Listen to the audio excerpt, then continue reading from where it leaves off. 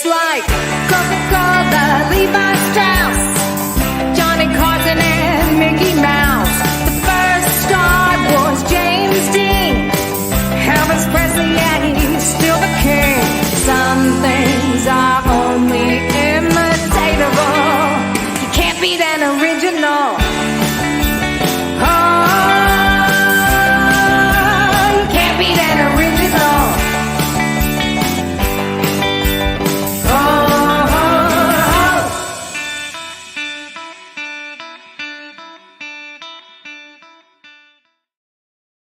Hey folks, welcome to Back of the Cereal Box. I am your host, Sheila. Oh my god, I just let my real name slip. Oh well, that's okay. Things happen. Willow Schuyler, hi. It's been a weird week for me. Weird 2 weeks for me. Trying to get into trying to be an actor in the Fringe Festival. I lasted 1 day. All right, so we have quite the show for you. This is just your usual spouting off about nothing kind of show. I have my wonderful guest co-hosts with me. George, how's it going? I feel like it's been a long time since I talked to you last. Oh yeah, it's like we did of course, it was the Chuck Norris Mr. T cereal box show. So yes, I think that was the last time. Yes. So always a pleasure, dear. Thank you. And we all know my co-host Kale from Cryptic Crunch. Yeah. So how's your weekend, guys? No complaints for me. I mean, I did Fanatic Forum last night with Andrea, and of course we had a blast. Or no, it was 2 nights ago. Yeah, today's Sunday. Time's a flat circle. Okay, Friday we had a great show with Andrea talking and kind of wrap up with San Diego Comic-Con stuff. A lot of talk about a lot of announcements there, and then we got off track on multiple occasions. So that was a fun time. So. And then, yesterday I spent working 8 hours in a comic book store all day. So also good times. So, hey, you can't have a bad day at a comic book store, can you? No, I mean, it's pretty cool. As long as you don't have a rude customer or somebody like that. But most of the time, we got some pretty cool people to walk in there. There was a street festival going on. So I had a lot of people who've never walked into a comic book store that were very curious about things. They had a lot of questions, and they came to the right person because, I've been reading comic books for 40 some odd years. So, I know a thing or two about a thing or two. So yeah, I'm a good educator to the newbies. And there was one lady, this was my favorite. There's one lady who was with some friends of hers, and they were comic fans, and she was new to things. She was just having a wonderful time learning. Did not realize that Neil Gaiman came from comics. Like, she reads a lot of his books, but had no idea about Sandman and where he came from.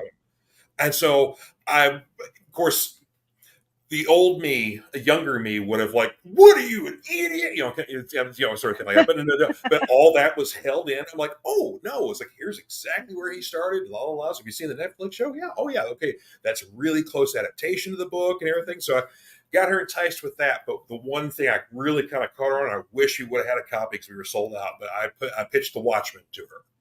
And okay. I mean, because that's, to me, anyone that comes from a literary background and is interested in comics but don't know really where to start, that's where I start them. And I know it's a heavy book, but for somebody who's used to reading, prose, and they're not familiar with the comic books, and there's a lot of stuff to absorb, and I always tell them it's a book I revisit once a year, and I pick up something new every time I read it. I mean, this is almost a 40-year-old book. So, so that's always kind of the pitch, and that always seems to work too. So, yeah, we unfortunately didn't have any copies in the store. But I think I have a new reader now, and she's going to start there. So excellent, and hopefully a new a repeat customer. Oh, sure, yeah. And of course, I love too when we get parents bringing in their kids, and we get this their first time they're going to buy a comic book, and I'm like. Oh, yeah, that's my favorite. So of course, we always keep a box of stuff left over from free comic book days and whatnot. So usually when I know the parents are going to buy a couple of books for the kids, then they get a couple of free books as well too. So Yeah. So it's cute. We had a little girl that I gave her a Smurfs book, and her mom's like, she just saw the Trolls movie, and she's like 3 or something like that. She's itty bitty, but she's like, she just saw the Trolls movie, and she's like, it was the perfect movie for her because they were singing, dancing, and everything was in color. There's like everything was colorful. Oh, wow. So like you handed her a book full of blue people, so that was the perfect thing you could have done. It's like, oh great, thanks. So Kale, what did you do this weekend this week? Everything's been pretty chill over here. The weather was beautiful. Took a nice drive on Saturday, and just kind of been chilling at home playing video games today. So okay, nice. What are you playing? GTA and Fallout 76. I'm doing WWE 2K23 and the Alan Wake remaster right now. So I will get on WWE every once in a while to do like custom matches, and I'll do like an 8-man death match of like downloaded characters, and it'll all be like Freddy Krueger and like Michael Myers and one time it was Satan. He was the double heavyweight champion. Oh, that sounds like fun. Yeah, that's the kind of custom matches I like to create. See, I totally take it seriously. Like I make a character because I do create a character every time I get one of those games. So I do want to go through the storylines, but I treat it seriously. Like he legit looked like somebody who's on the roster today or whatnot. But yeah. So of course, I mean, obviously that's one of my favorite things is character customization. So I love games like that. So in WWE, I have a superstar, I have career. I mean, a lot of people think that's like a guy's game, but I play it, with my friends, and then I play it just to mess around with. I grew up watching wrestling like way back in the day, and even John Cena and everybody like that. So it's not like it's not fun. Anything like Mortal Kombat you put me in front of, I'm just gonna hit buttons and start beating butt. Yeah. They're in Louisville. There's a place called Rec Bar, and it's a bar, restaurant, arcade. And so and when I mean arcade, I mean this place is stocked full, and like they even got like a room just for their pinball machines. And I mean it's a huge room. Right? It's an awesome place though. And actually they have one in New Albany, Indiana as well. So if you ever make it down to New Albany, there's one there too. Oh, so, really? Yeah. I've never heard of it. I know in this city there's one called 16-bit, and I guess the terminology now these days is the barcade, where as long as you're drinking, you're playing for free. I'm totally down for it though, because I'll buy one drink, just sip on it, and just skee ball, pinball. Do they keep their games upgraded though? Do they fix the games if they break or? Oh yeah. Yeah, they've got people that literally are hired like just to work on the games, or they go and get new stuff or whatever else. Like the last time I went to the one that's in New Albany, they have a pinball machine called Hercules that I think it's either like late 60s, early 70s. But the gimmick is that basically because it's Hercules, this table is twice the size. So normally like a pinball table, you're playing like this. With Hercules, you have to play like this. And it's not a metal ball. It's actually a plastic ball because it's the size. It's this big. Like the ball is huge. The flipper, everything about this table is humongous. It's ridiculous to play, but it's also a lot of fun too. That sounds great. But anyway, the food's really good here. Actually, we were talking about it, and Brad Parnell is seconding me. He says Rec Bar has awesome, crazy food. Yes, they do. Yeah, their thing is like. They do like a lot of like group, share food and appetizers, stuff like that. They do like a lot of fun egg rolls. Yeah, well, like they have like a bacon cheeseburger egg roll and stuff like that. But their big thing is tots. Like they do tater tots, and like they put like a bunch of toppings and stuff on them, and they have like different themes. Like there's the cowabunga, which is like all pizza toppings, and that sounds so fun. It's kind of all kinds of theme stuff like that. There's like a Super Mario where it's like different kinds of Italian things, but there's I think there's like mushrooms on it as well, and it's whatever else. But anyway, it's just Sorry, really I'm turning my camera around so that you guys can see my little monster. You've got buddy through the bars. Now he's on camera. He's like, no. Sorry, I didn't mean to interrupt, but no, you're good. But yeah, just fun place to go because it's this is like a play. It's like a restaurant, but they also have. So if you don't want to eat anything, if you just want to play games, you can just buy tokens or quarters or whatever else. And there you go. Yeah, I'll have to check it out. Yeah, that's awesome. Sounds really fun. I love places like that. Like I used to serve at Dave & Buster's, so like after working there, going there as often wasn't as fun, but it was a great time at first, like getting to play all of the games for free and getting to like play all of them unlimited as much as I wanted to. That's awesome. Yeah. But yeah, the whole point that I was talking about is that, so one time my wife and I, we go to a rec bar in Louisville, and there's a Tekken tag team game, right? So we're like picking games, like, oh yeah, we'll play that one. That sounds fun. She's never played this thing before. All she does is button mash, and she like beats me like 4 games straight. I'm like, that's great. I grew up with Tekken. It's like, and you don't know what it's like. I thought it was hilarious, but it's like I was just so proud. But it's like at the same time, like she's just smacking buttons and like, whatever. I'm just gonna die every time. Right. That's good stuff, though. So Johnny was just messaging me. He's like, "Are you guys live? It says that you're starting soon." I'm like, "Yes, we are live, and StreamYard needs you to confirm your pages." Yeah. There's a few that were out there, but yeah. So yeah, no, we're live. I've shared us across about 4 or 5 different groups, as well as our cereal box stuff. So we're live, baby. So the great thing about After Dark is we can touch on pretty much any topic we want without the censors getting on our butts about it. Mm-hmm. Any new loot, you guys? Did you guys buy any new stuff this week? I've got something, unless you guys want to go first. No, let's hear it. I'll let you go first, and then I'll do my little experiment. Okay.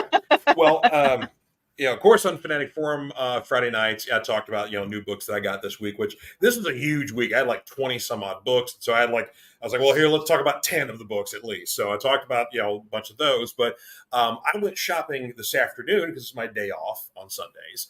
And I do actually go visit other comic shops because I like to spread the love. And Louisville has like 8 shops. So there's a lot of love to spread around there. So, and it's so funny because like my days off are Sunday and Monday. Pretty much every comic shop in everywhere takes off on Mondays because usually that's when you're doing the ordering for like the next couple of weeks or next couple of months or whatever else. So 90% of your shops are usually closed on Mondays. So it's hard to visit other shops when you actually work at other shops. So usually Sundays are those days. But I went to Great Escape in Louisville and also went to Pops Comics and Collectibles in Louisville and found a couple of cool things. At Great Escape, at Great Escape, I got this Thor number 227. Very lovely, crispy copy here. This almost looks like it's brand new. And I have a complete run of Avengers, Captain America, and Thor. And I've gotten out to the point where I'm replacing my less than stellar copies with nicer copies. So, so I've got 2 books left. I will have my Thor run complete. So basically all my stuff would be, if I'm going to be grading, probably like 7 or above. And I've almost got a complete run of Tomb of Dracula, but I'm missing one particular book. And whenever I get a spare $2,000 to get Tomb of Dracula number 10, which is the first appearance of Blade, then cool. Because I want a copy that's like at least a 6 or 6.5 or higher, but that kind of price is like, I'm probably starting like bare minimum, maybe like $800 for that low of a copy and then going on up. It's a book that's never depreciated and the price has always gone up because they keep making movies or series or Marvel announces stuff or they keep making new books and whatever else. So Blade's never going to go out of style if they keep printing stuff. So it will always. Oh, sorry. I was just going to say, I have a couple of classic, like I have Vampirella, like 1 and 2. I'm starting to work on that collection. So nice. Oh, yeah. Vampirella's got a lot of books because she's been across a lot of public. I mean, she's on Dynamite right now and has been for a number of years. But there was like Harris in the '90s, and there was stuff in the '70s as well. So yeah, So I happened to be in like this vintage antique shop, and I was like flipping through comics, and I saw like 1 and 2 together, and I was like, no way, and I like grabbed them right away, and they were like $250, and I was like, sold. Take all of my money. Nice. I need to do a comic book run one of these days. I actually miss sitting down on the floor and just looking at like all the back issues, just seeing what's all there. You know, you have to go to like the antique shops that are like way out in the middle of nowhere. They look like the most old rundown. Like, are you sure this place is still even in business? Like, it's those places because they're filled with the best junk from like way back that's never been touched.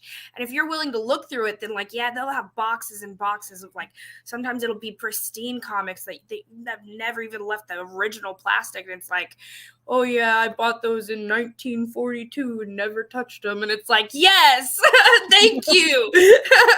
Well, unfortunately, we lost a bookstore here in my neighborhood. So an antique store slash bookstore, and the bar beside it, or like the theater beside it, bought them. So that's going to become a huge entertainment hub now. And so, I mean, they were in business. They were in business for several years, but it's just for a bookstore to leave the neighborhood. Kind of sad. Yeah, we had a shop in Radcliffe, which is the next town up from Elizabethtown, that was there for about 30 years, and basically, the guy, it's kind of, he's getting older, so he's, time to move on, do something else, and he's kind of out of the game. He wanted to get out of the game anyway, but it's just still kind of like, it was sad because like that place is a staple for many decades. So, but yeah, we're still going strong. We've been around for a couple of years now, Clobbering Comics. We've got 2 locations in Elizabethtown and Shepherdsville, and if things go well, we will have a 3rd location next year. So, well, George, I'm going to have to probably produce a commercial for you for our channel. So that's fine. I'll talk to I'll talk to you and see what you need me to do. Okay, yeah. I need to practice. Well, I got one other book here. This is what I got at Pops Comics and Collectibles. But this is the first issue of The Long Halloween. I had a complete run minus the first issue because this is my all-time favorite Batman story ever. So I've had trade paperbacks over the years, and I've given them to people as gifts. And also, like, because anybody who's not really into comics, they kind of like Batman, like, here's Long Halloween. It's a great mystery. It's kind of has an old school feel to it, and it's just gorgeous. So, but now I'm very happy that I have the individual issues of the entire series now. So, and this one I only got for like $25, so it was a very nice copy of it. So, I like the simplicity of the cover. Oh yeah. Oh, our big boss man. Johnny! Hi, Johnny! How you feeling? I'm still a little bit queasy. Stomach is not back to normal. Oh no! But I'm surviving. I'm late joining you guys because I restored all the connections, by the way. Oh good. Yeah. So now we're live everywhere. But I just watched a movie that's why I'm late. I had to finish this movie I started with my son that I'm not really sure what I think about it. I'm not sure how I feel about Transformers Rise of the Beasts. If you feel anything less than entertained and said that was a joyous romp at the theaters that Gene Shalit would kind of quote for those movie quotes there, then what's your problem? Well, because that was a joyous romp. So okay, it was action packed, and the fight sequences, the action sequences were unbelievably well done.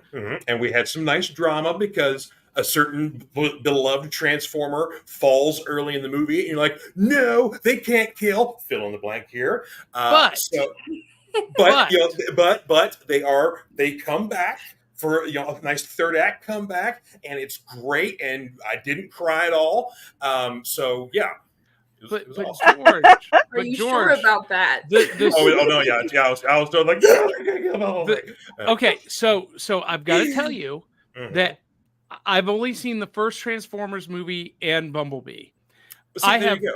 I have no clue where this movie falls in any kind of timeline canon, if at all, and the entire script, all of the dialogue is just a series of cliche one-liners. Let's end this once and for all. You're mine. I mean, that was the entire script. Dude, I got you.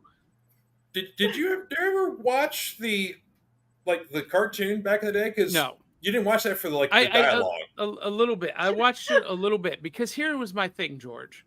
Even as a kid, and I told this, I told Willow this yesterday morning. Even as a kid, it made zero sense to me. Okay. That giant robots would have to hide and disguise themselves as cars, planes, whatever. It made zero sense that they would need to transform into anything. They're giant freaking robots. It was a gimmick. It was something new. We've already had giant robots doing things. It's called Ultraman or Transor Z or Voltron. We already had that stuff. It was a new twist on giant robots doing stuff. Humans can't handle people or things that are different than them. As we learned from Secret Invasion, we can barely stand ourselves, let alone an invasive species. So they had to hide. All they got to do is look at human history and see, okay, war, battle, battle, war.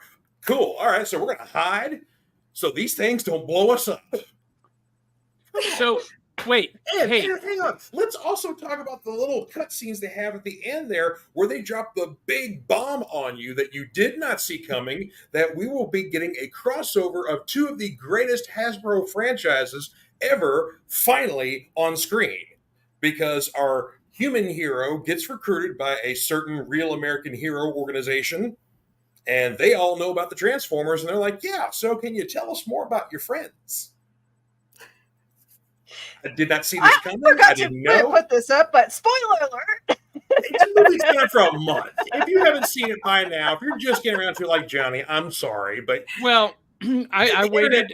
The internet's ruined for everything for everybody. And I already knew about that post-credit scene, or that it wasn't a post-credit scene; it was a tag.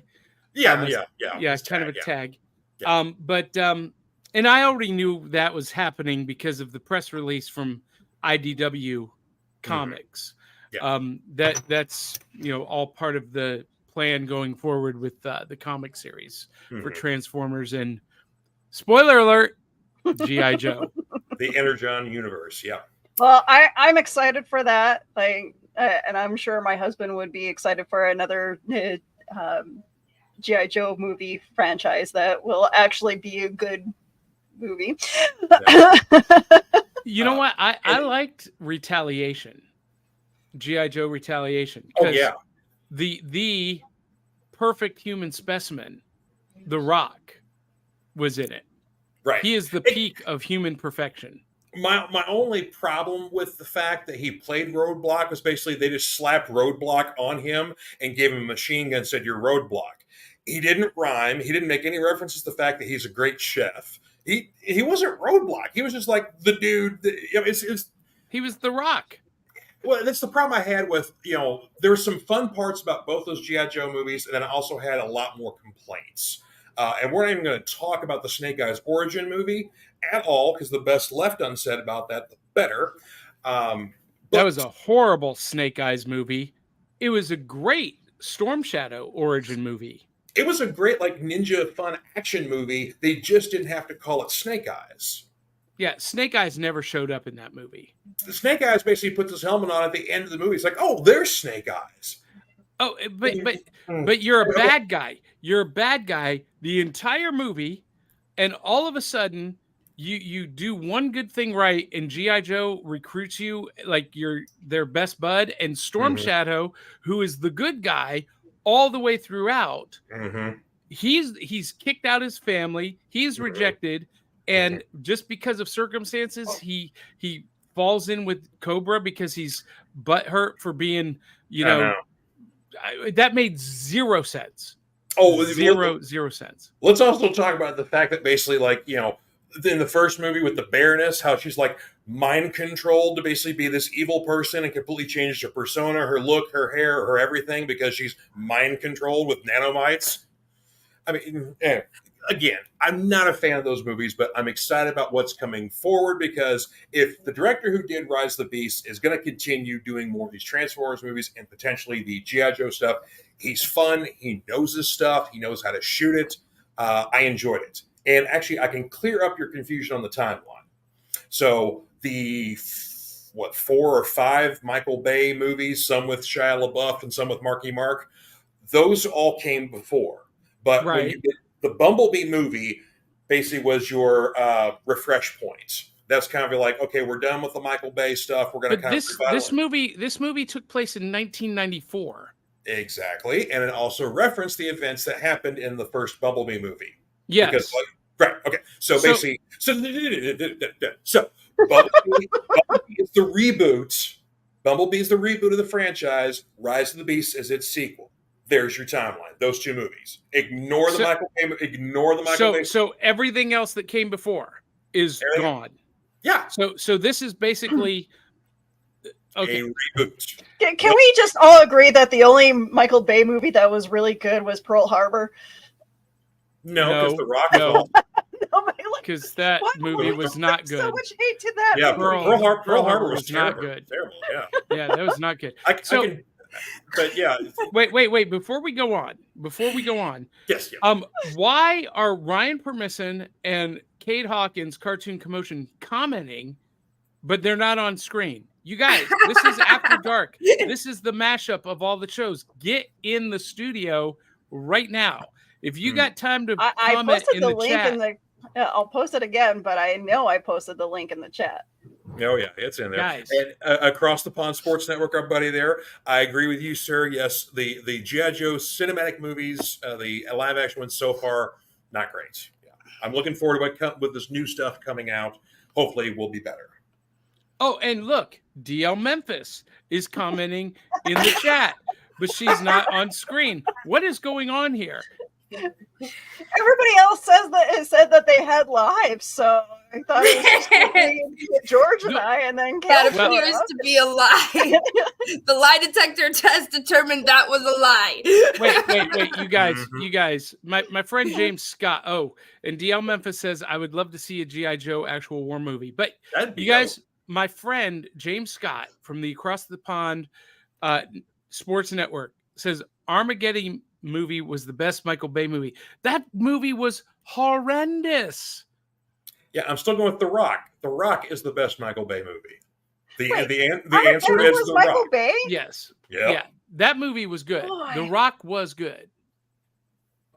But anyway. I mean, Nicolas Cage, and he wasn't too terribly crazy. He was toned down. And Sean Connery, when he was still in his somewhat prime, lots of fighting, and everything kind of clicked and worked.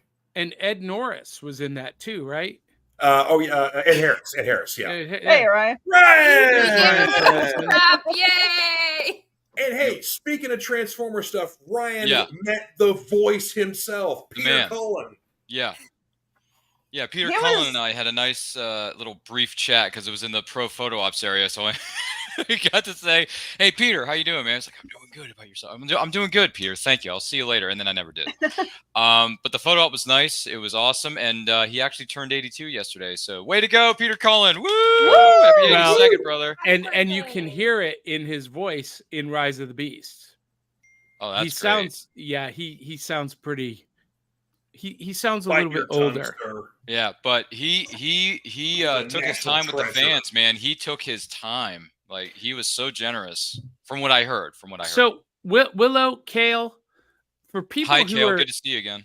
People who are just tuning in, what the heck is going on? What are we doing? I don't know. You tell me. We are uniting as one Yeah, what are we doing to bring here? you such great entertainment as what we did for the last week. I'm working on less than 30 hours of sleep in the last 3 days. Oh no.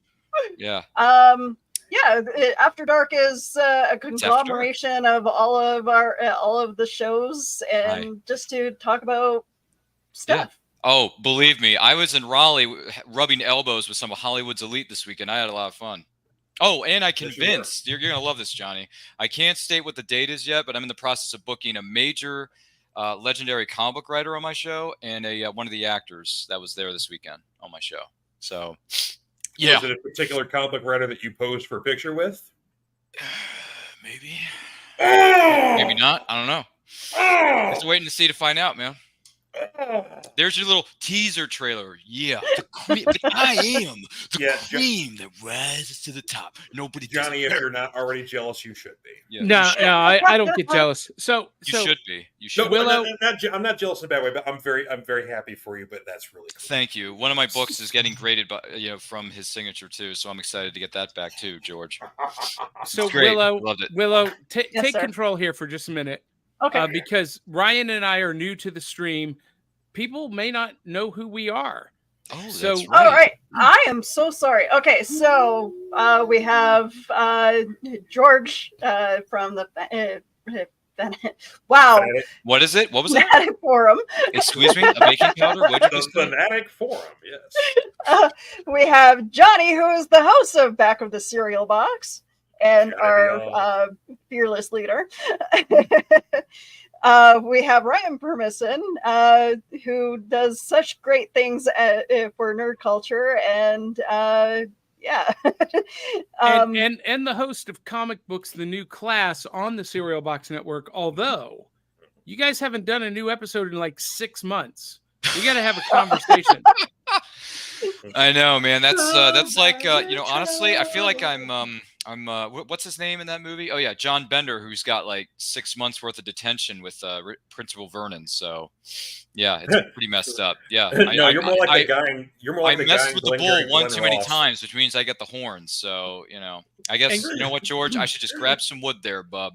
So. You're like the guy in Glengarry Glen Ross that's about to get fired. And can we talk about Kale's blue hair or Yeah, teal she's hair? changed. She's changed so much since the last time I saw her. It's amazing. And oh my gosh, can we just talk about for a minute Kale's eyes? Yeah. Stop it. We don't have to talk about Kale's anything. Is there something wrong with her eyes? Kale has the prettiest eyes. Yeah. Yeah. And it's not just on screen. Yeah. When you meet her in person, Oh. they're mesmerizing. Oh, really? Okay. Yes. Well. Yeah, for our listeners, for our listeners who hello aren't there, watching Kale. with us, but Yeah.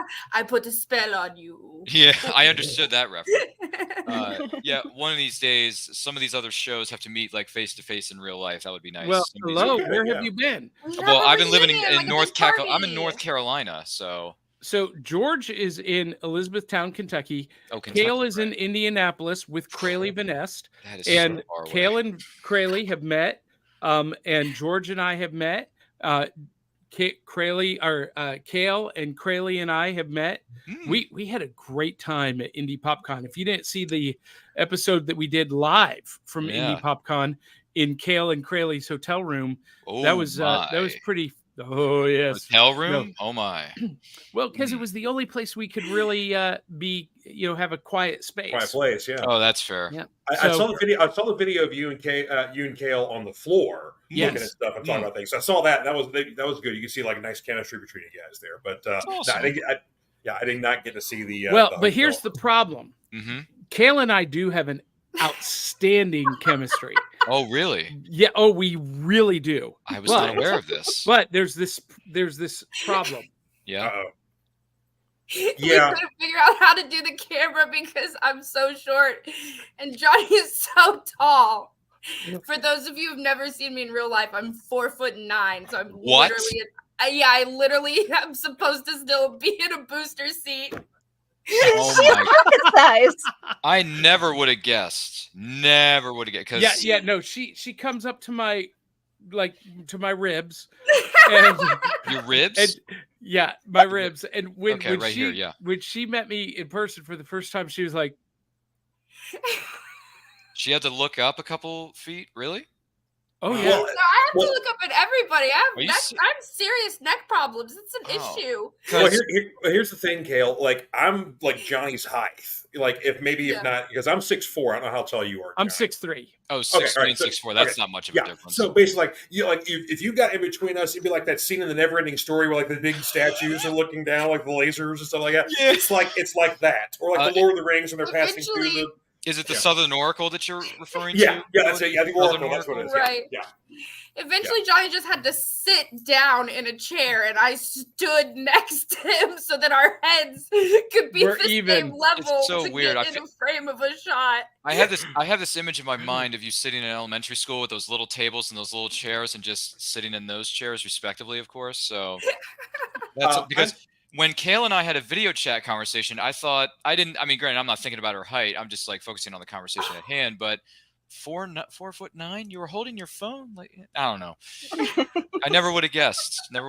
You could have fooled me when we had that video chat a while back, though. I have some big stomping boots. They add a couple inches. Do you? There you go.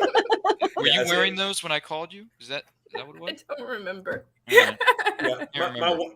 Kale, my wife's about a foot shorter than I am, so whenever she does the show with me on occasion, Really? I've built a homemade apple box, so she still appears shorter than me, but she's actually like a little more like shoulder height and not like Right. chest height down here, So Hey, if Tom Cruise can appear to be taller than all his co-stars, that's because then he we made can Katie do Holmes the All same. about stand the up. angles. Wait a minute, Willow. made- Have you ever seen the making of the Rocky movies where they put Sylvester Stallone on 2-foot high platforms? Really? Yeah. Yeah, when they have to Every- face yeah. off. In every installment of the original franchise? Oh Yeah. Yeah. Because he's only 5'2". Get Dude, out. that face off he does in Rocky. He had to IV, run like, all Wait a of minute. those steps. Sly in- Stallone is only Wait. 5'2". Oh, he's tiny. Yeah, that face off he does in Rocky IV with Dolph Lundgren. Johnny's He's right. He had I must he's be. only got a 2-foot riser because Dolph Lundgren is like 6'5", something like that. I mean, he's just giant Swedish person. Rocky so, Balboa is only 5'2". I got 6 inches on this guy. Good No, he's Lord. Yeah. tiny. Well, I can't believe I'm taller than Cruz and I'm taller than Rocky. That's crazy. that's why Hulk Hogan looked so much bigger than he really is in life. Thunderlips. Yeah. Yeah, because Yeah. they actually didn't use the risers for any of that, so it Mhm. made Hogan look like he was 8 feet tall. He also did a little bit of Jeez. forced perspective too, but yeah, they didn't have to do too much. Thunderlips. Goodness Yeah. gracious, man. That is. I mean, I appreciate the Yes. sentiment there, Yes. DL. Yes. Memphis okay. DL. So, Congratulations, Willow. We're proud of you. All right, Ryan, okay, go so, Willow. La La Lunacy was a Yes. fun show to work on. Sadly, I got booted after the first show. Yeah, so, but I did do a lot of the costumes. I fixed a lot of the costume. I fixed one of the jackets. I put together some of the costumes, and I did the sound effects and music for the show. That's awesome. So yeah, it's okay. And I then they appreciate fired that. her. Yeah. Well, So- but the end of the story, Willow, is you have been offered a stage manager position with that theater company. I'm not so sure I'm going to take it right now. Really? I'll have to. I really have to mull it over and think about it because I'm not so sure how I liked being treated throughout this whole thing. Basically, Johnny, there's So- some drama within the drama company. Do you think? Mm. Very clever Yeah. with Shut your fingers tonight, That- fanatic. that- Very that- clever. That never happens. Never happens in theater. This is my shocked face. There's no drama. Yeah. Is there? Yeah. No, I'm kidding. There always is. Yeah. It's like I said to Willow before the show, it seems like the smaller the company, the bigger the drama. Mhm. That is absolutely 100% the Mhm. truth. Yeah. Ryan, have you ever done any acting on stage? When I was a youngling in high school and college, yeah. Okay. Yeah, I did. There was drama in the drama department, sure. Yeah. Actors' egos clashed because everyone, I was the best and some people couldn't take that. So, I clashed with the lead actor in The Crucible one time when we were in high school because I accidentally broke character because somebody stuck the pin in the doll that's in the Crucible. But they put it in the wrong spot. They put it in a more inappropriate spot. And some of the cast members and I just started laughing and the lead actor lost it. And I'm like, dude, these things happen. This is, I didn't plant the pin in that pulpit. That was somebody else. But when I show up, we couldn't help it. We started laughing. And he caused drama. And I'm like, dude, these things happen. It was an accident. We'll get it on the next take. Marker. We'll be fine. Things happen all the time. That's why we do reshoots and retakes. But you don't do that in live theater. I know, I'm just messing with you. But we did have to take a break and then we regrouped and then we got into a rehearsal again. So so this wasn't during a performance. Oh no, this is rehearsal. Well, then what the heck? Why is he causing drama? That's what rehearsal's for. Yeah. He got upset. But just like every theater company always has especially in high school, the one girl who always deems it upon herself to scream "shut up" when basically all the people are chattering during rehearsals, and we need to be quiet and listen to things, and you all hate that person. Yeah. So Willow, James Scott, that's what I'm talking about. James Scott posted this comment: "Start your own drama company." So tell him the update. I don't have the money to start my own yet. You got to win the lottery first. No. Look, you don't need any money to start up a theater company. You just need time and talent. But Willow discovered it's only $500 to enter the Fringe Festival next year. So, and probably with another $300 in costumes and whatnot, she could probably do it for under $1,000.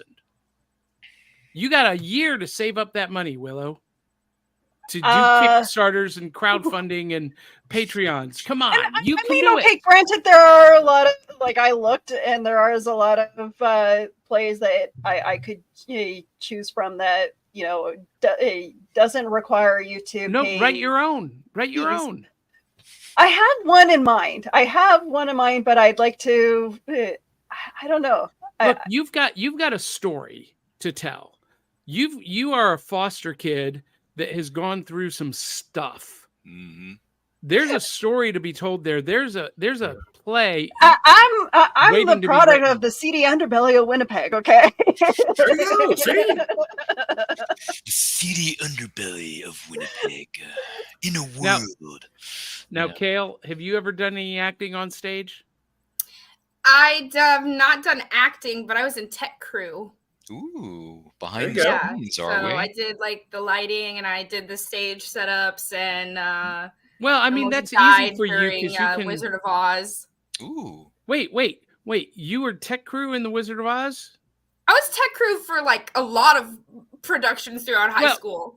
Okay, so I mean you're the perfect height for tech crew because you can hide behind the furniture. But for Wizard of Oz, you should have been in the cast. I was a lollipop in drama club and I was a thespian, but I was always too shy to act in front of other people. Well, that's not a problem for you today. In front of my friends, this was never me in high school. I would never get on a podcast. I would never get on social media or anything like this. Look at you now. Oh my gosh, you guys, I could not keep up with her at Louisville PopCon. She was like a little Energizer bunny. Nuclear powered Kale is what, because she was like, let's go. And I'm like, all right, wait up, keep up. And no, she amazing. I do have a lot of energy, but I don't know where it comes from. I never sleep. I wish I could. You don't sleep? You're up 24/7? No, not 24/7. I usually have like these spurts of energy, and then like every once in a while on a Sunday, I'll crash out for like 12 hours straight and just like recharge. Mm-hmm. But yeah, so in high school for tech crew during Wizard of Oz, during the Poppy scene, I had to go up into the rafters over the crowd and sprinkle snow. Mm-hmm. And one of the greats slipped, and I Oh, almost fell through the ceiling and died. If I had fallen into the crowd during Wizard of Oz, it would have been the most traumatic thing in theater ever. Don't pay attention to that woman who fell behind the curtain.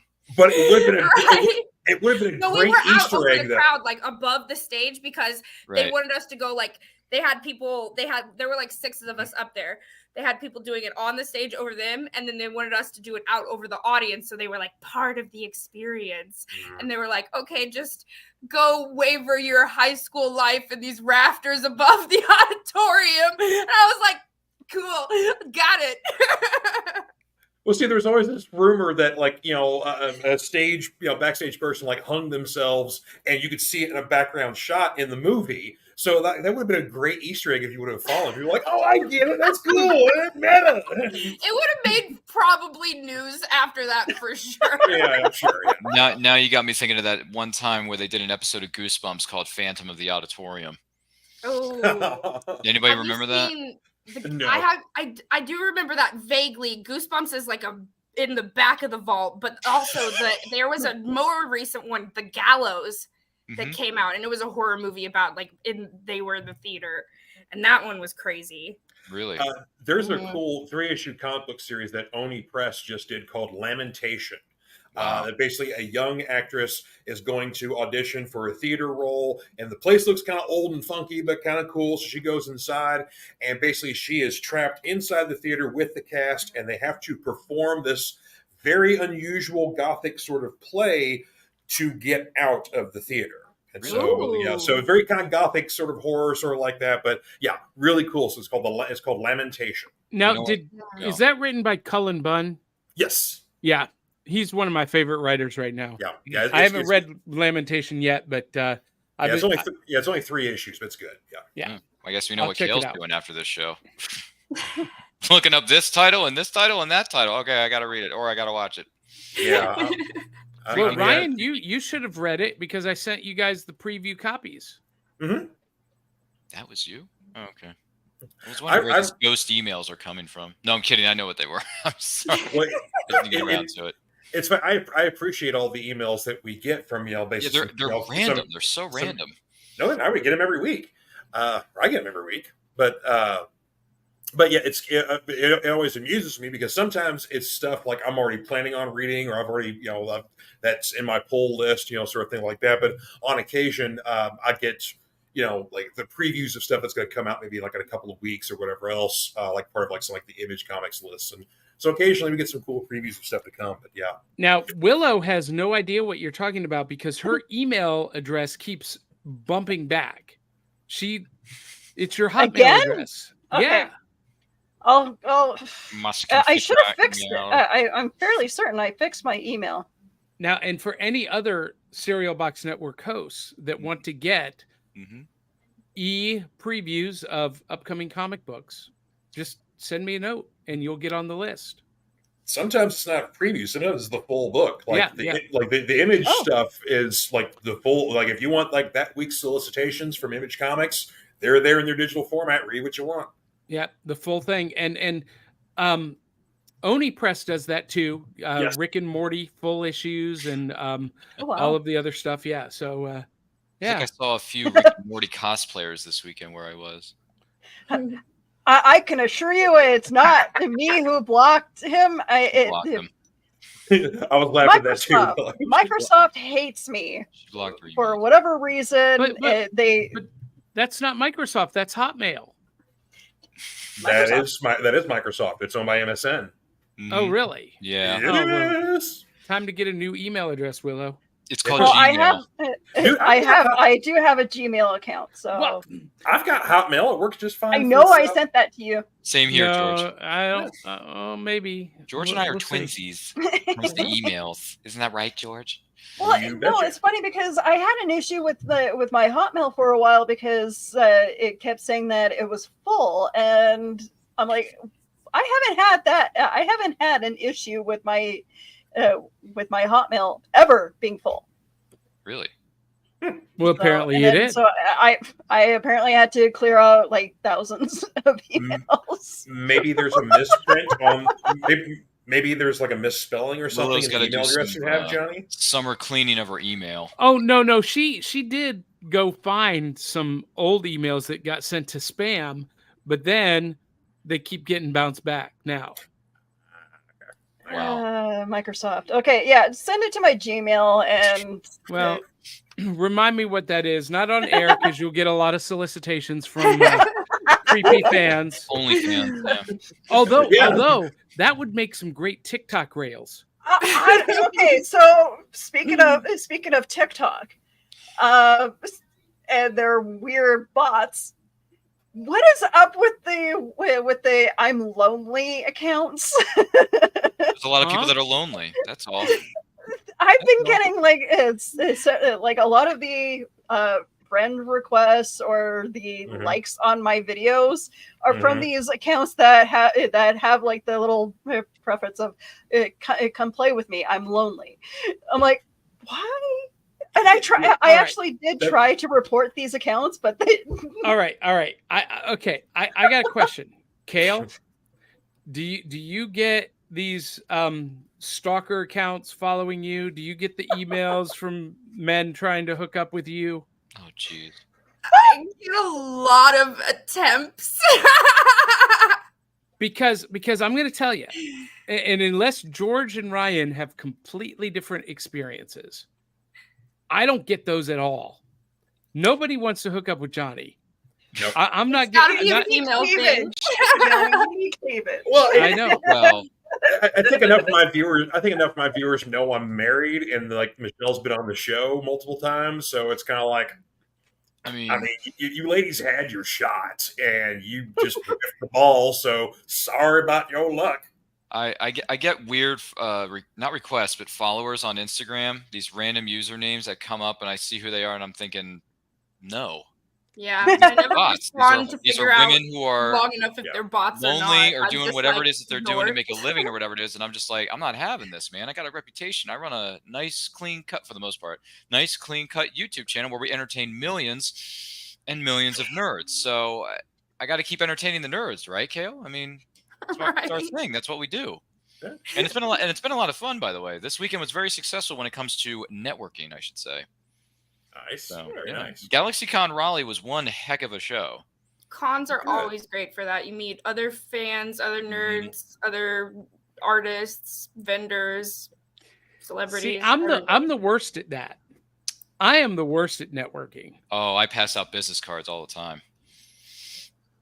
I need to update mine. You need to update your business card and put a QR code on it so people can scan it, and then it can take them to all your links. I do. I have a QR code on my old business cards, but I have to get new ones. Vistaprint and Canva. Yeah, I'm kind of like Johnny. I'm perfectly capable of talking to other people, having conversations, all that kind of sort of thing like that. But when it comes to like self-promotion and solicitation, I'm really awkward at that because I don't want to intrude, especially like on a celebrity. It's like they get, like if you're a celebrity at a con, doesn't matter who you are, you probably get tons and tons of requests. Be on my podcast, and it's, whatever. Sometimes they're going to be a good experience. Sometimes it's going to be some dippity-doo, so whatever.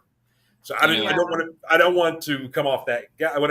It was easier when I worked for a TV station, but when I'm a solo artist, it's a little bit more, You're a singer? You said a solo artist. Does that mean you got some #1 hits out there right now? I'm big in Japan. I'm big in Japan. He's not lying. I mean, 6'4" in Japan really is kaiju size. I mean, that's that's Godzilla. It's kaiju. It's funny, George. When I was talking to these people who shall not be named because the dates haven't been ironed out yet. Sure, yeah. I talked to them about their work and how much I've, whether it's read about it or I've bought some of their prints or their artwork, whatever it may be. And I say, this is really good stuff. And then I slowly but surely I work in the plug. And then once I do and use my Jedi mind tricks, which don't require any Republic credits, I hook, line, and sinker, brother.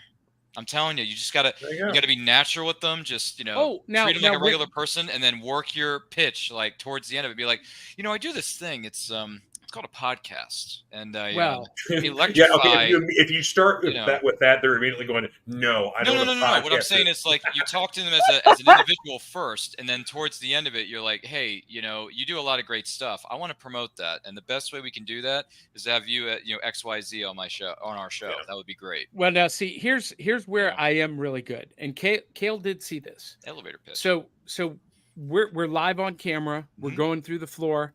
And I just put the camera in their face and say, "Hey, you're going to be on our show right now." And they're like, "Okay." Nobody denied. Yep.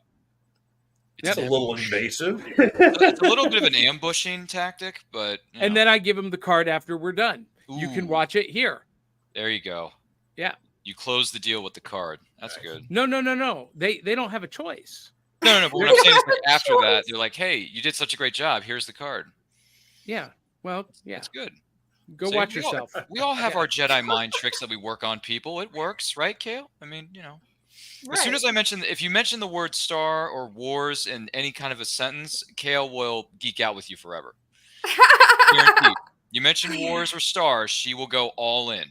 Star Wars is one of my favorite fandoms for sure. Well, I had a few months ago, I had a bit of a fanboy moment because when Last of Us was still playing, I was following the HBO account on Facebook, and I liked a picture and commented about something positive about the show or a scene in the show or something like that. And Pedro Pascal liked my comment. I'm like, "That's awesome!" It was like, wow! And it was like verified. It was his account. I'm like, okay, all right, me and Mando, yeah. So yeah, that was okay. That tops having one guy, the lead actor from Baywatch, add me on Twitter. So congrats. He was like one of the first few. It was weird. It's like out of nowhere. David Hasselhoff added me as a friend on or followed me on Twitter. I'm just like, that's interesting. I don't know if that trumps Pedro Pascal because like Hasselhoff is like got legendary status for like a guy of my age. So Michael Knight. You guys, I trump all of you. Why is that? Oh, because you've met everyone else that we haven't? Okay. No, because Britney Spears follows me on Twitter. Oh, wow. Oops, you did it again, Johnny. Now, was this before Elon Musk took it over? Yeah, I thought Twitter was dead now. I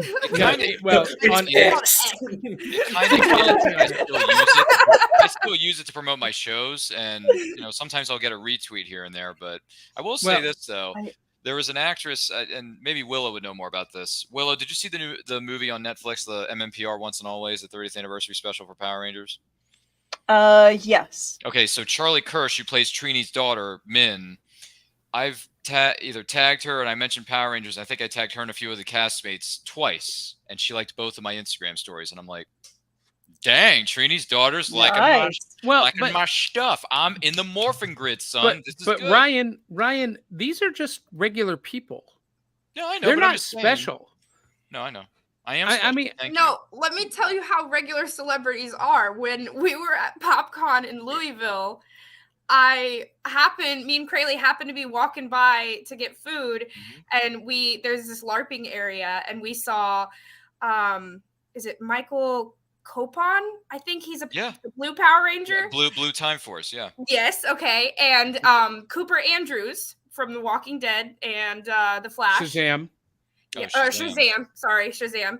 And they were LARPing with these kids, and they were just going to town, and it was the greatest thing because this kid was like throwing daggers at Cooper, and he was like dodging them. You know what? You have just reminded me that I have forgotten to post that video. You might want to get on that. Oh, I'll have to go find it. Let me finish, because the next day I'm sitting outside, and his like friend or manager comes by, and he's like, oh, I wish that we could do more stuff like that at cons, more interactive stuff with fans than just sit behind a desk. So she takes me over to meet him to show him that I got that video on footage. And as we walk up, this is how regular celebrities are. He's talking to this 14, 15-year-old kid that walked up to him. So yeah, what kind of pizza do you like? And the kid's like, I don't know, like all kinds of pizza. And he's like, yeah, when I go to New York, I usually do like a 3-day pizza tour. I do like cheese the first day, I'll do meats the second day, and the third day I'll do supreme. And you got to eat a slice as you're walking to the next pizza place, so then your hands free, you can get the next slice. And I'm just like, and this kid's just like, and he's like, but what's your favorite kind of pizza? Do you like Detroit style pizza? And he's just like, sure. Just get like 20-minute conversation about pizza. So like, it's the best thing that you see at cons. Yeah. One of my all-time favorite artists in comicdom, Jim Steranko. When I was still working for a TV station, I was doing a bunch of interviews. Like earlier that day, I got to talk to Mike Grell, who's famous for Green Arrow, Peter David, who's famous for a lot of things, and got to interview those guys. I wanted to interview Jim, but he didn't want to be on camera. But he still had a 40-minute conversation with me. Oh yeah. And just a guy, I mean, who basically worked in Marvel, in the 60s and 70s, was just revolutionary with his art style, kind of introducing pop art into comics, and making it very popular. And, basically other artists kind of, piggybacking off of him as well, doing some of the same things. And he's had this very interesting life. Like he worked in the circus as like a escape artist, a magician, and, he served in the military, and he's done this and that. Basically the book Cavalier and Clay, The Adventures of Cavalier and Clay, that's based on his life. So, but yeah, he was just so generous with his time. But it was cool because he hit on my wife as well. I was like, I don't care. I don't care if you're this tiny little 80-year-old man. You're still the ringy-ding kid. I know that's a wig that you're wearing. I don't care. You're still the man.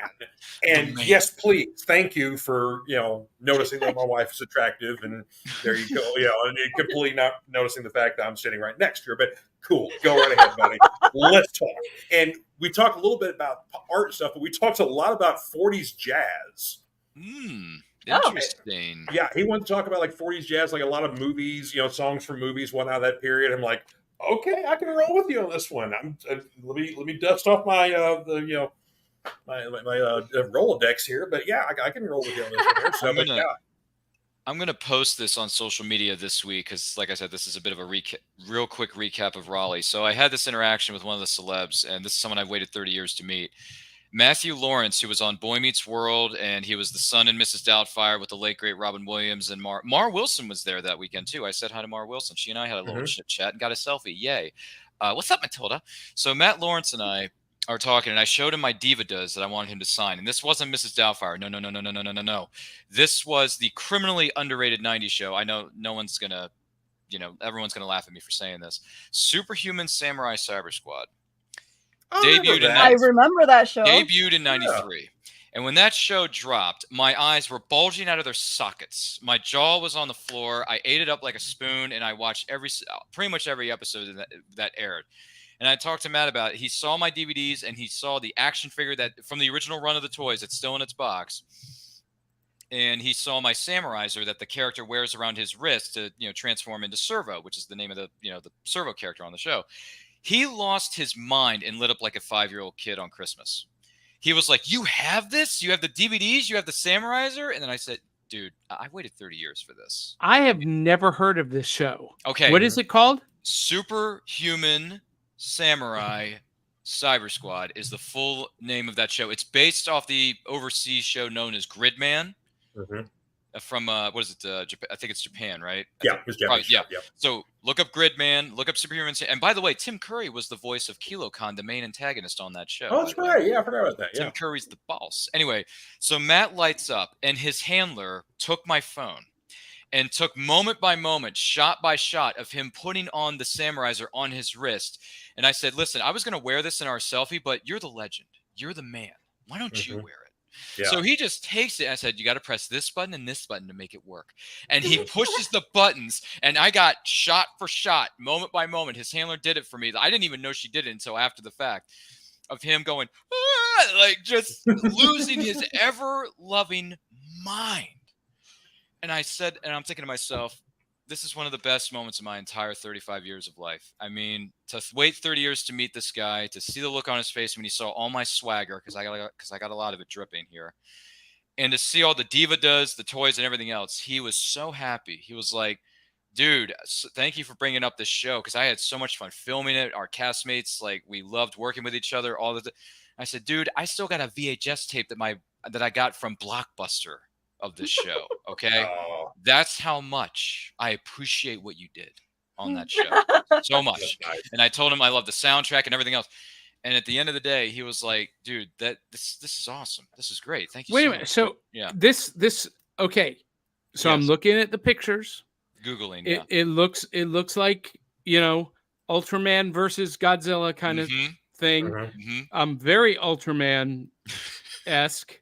Mhm. So either Mhm. I'm going to love this, Ryan, Mhm. or it's going to remind me of the Power Rangers and I'm going to hate it. Oh no. So you tell me which. I hate to say this because I love the show so hard, but you're probably going to get the latter because it came out around the same time that PR did, and a lot of people consider it to be a Power Rangers ripoff, even though it's Mhm. based off a different property that is in fact from Japan.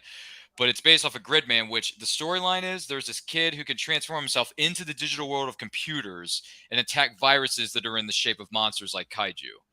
So, and he fights the evil overlord known as Kilo Khan, voiced by Tim Curry, while he sends his monsters to fight, for him. So it's basically the Power Ranger premise, really, because 3 of his friends turn into these other ships in the show and they combine to form one giant robot. So it's pretty much the same thing as PR, but at the same time, it's so ridiculously good looking, and the soundtrack is boss, and the cat is on screen, and we got a cute kitty alert on camera too, and Kale is smiling and laughing at this story, and I Wait a minute. It had 53 episodes. And I have them Yeah. all on DVD. And how did I never hear about this? Because it only lasted 53 Yeah, it You know what Matt told me? didn't last very long.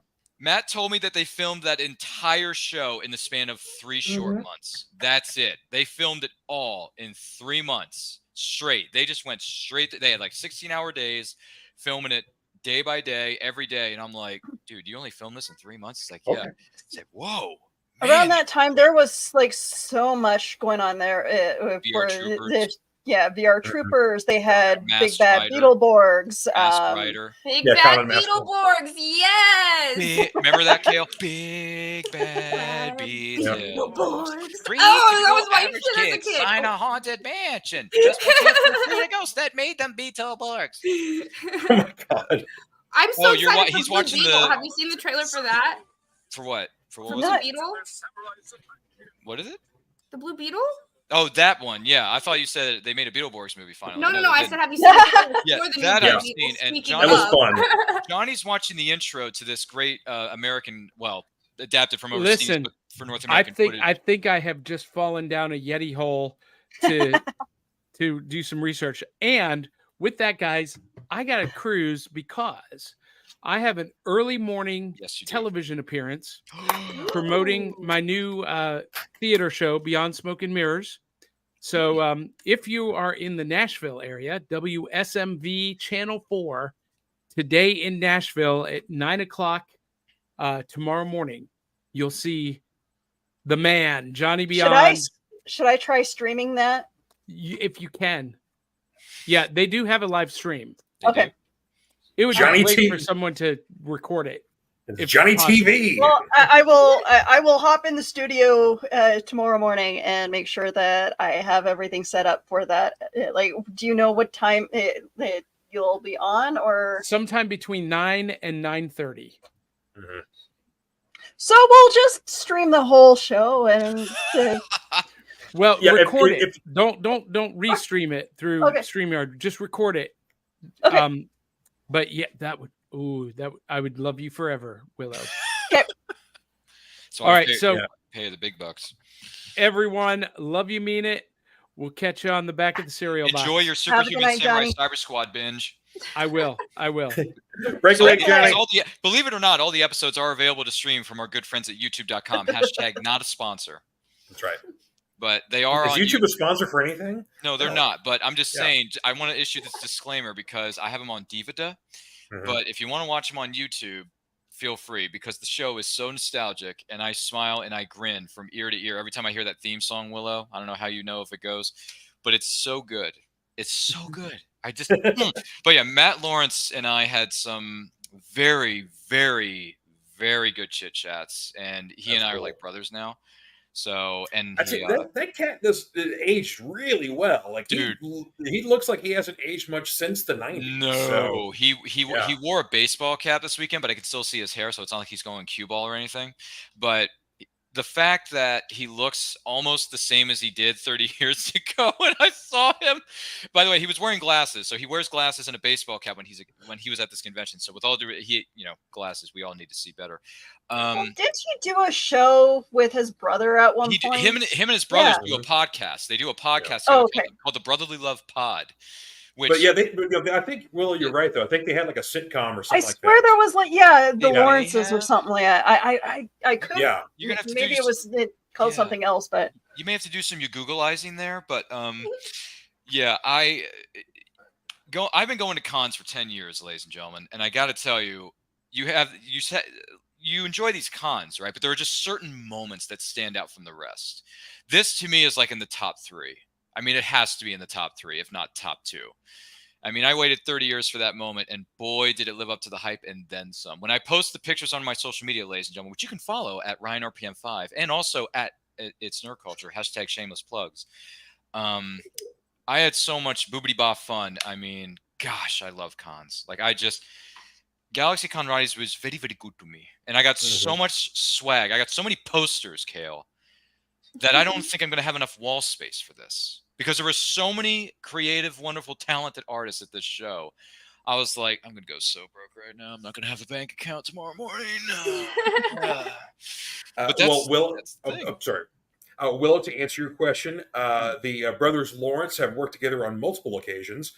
There was the 1995 to 97 sitcom Brotherly Love, where all 3 Lawrence brothers, Andrew also was in that one. Matthew also has appeared in multiple episodes of the Melissa and Joey sitcom that he does with Melissa Joan Hart. And then also there was a show called The Office Mix-Up that he starred with his brother in. And it looks like there's also a film called Jumping Ship that came out in 2001. Really? They were also in. So they've worked together on multiple occasions.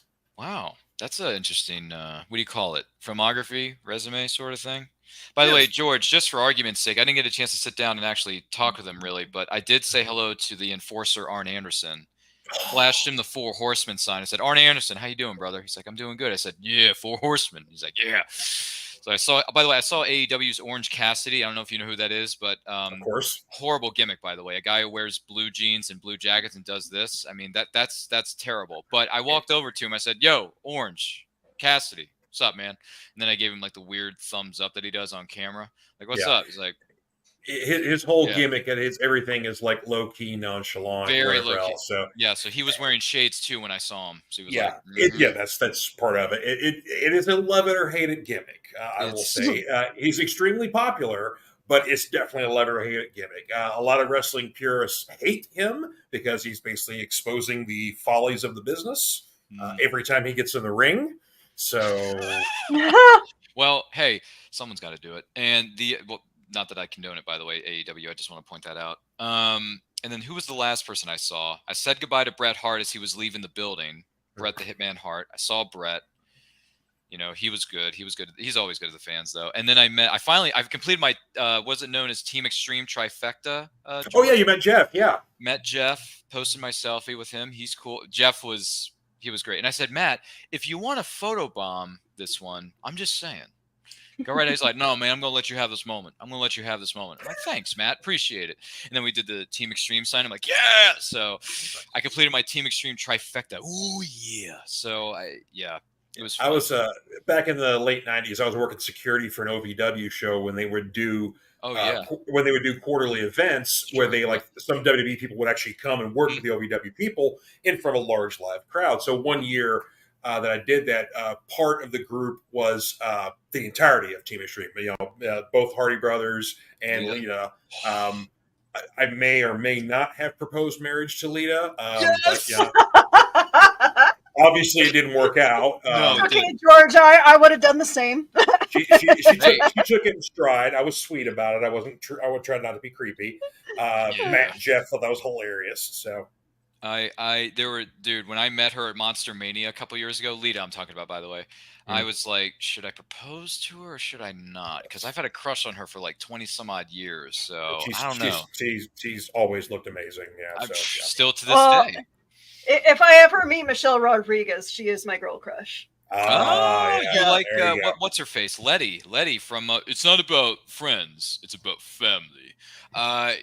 So she was more like Resident Evil. She dies in the first one. So much fun on that. But they bring her back in a later one, though. Yeah, but it's like a 5-minute scene or something, maybe 10. I don't know. And then she's back for they do a stinger, they bring her back, and then the next one she's back in for the full movie because the Umbrella Corporation resurrected her and turned her bad. Was it the last movie she showed up in? Yep.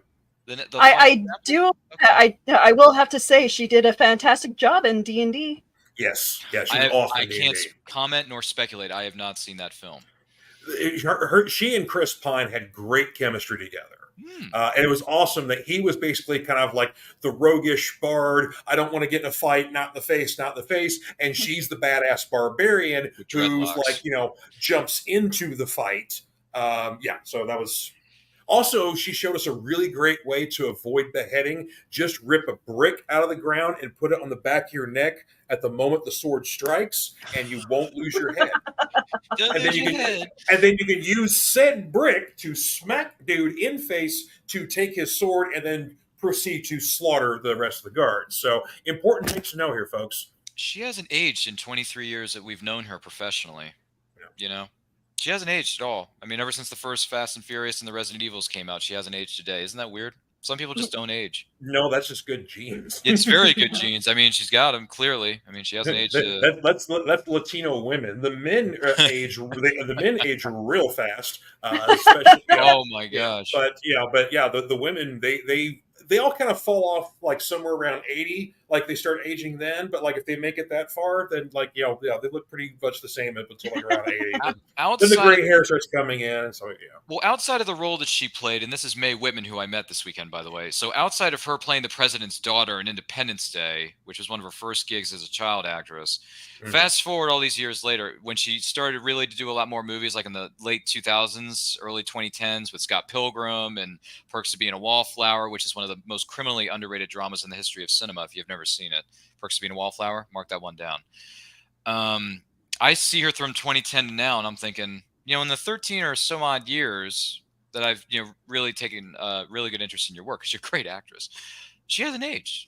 When I saw her this weekend, she had the blonde hair. I'm like, is this your blonde look from Parenthood season 3 or 4? Like, who is this you're talking to? Mae Whitman. Mae Whitman.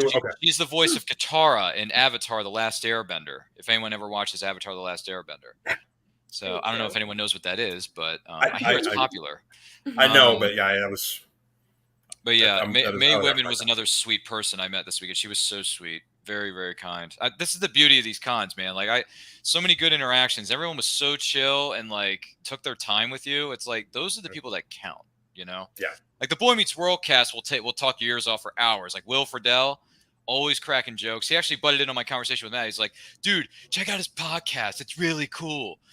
And then Matt's like, get out of here, Will. It's like, I don't need you to plug for me. I can plug myself.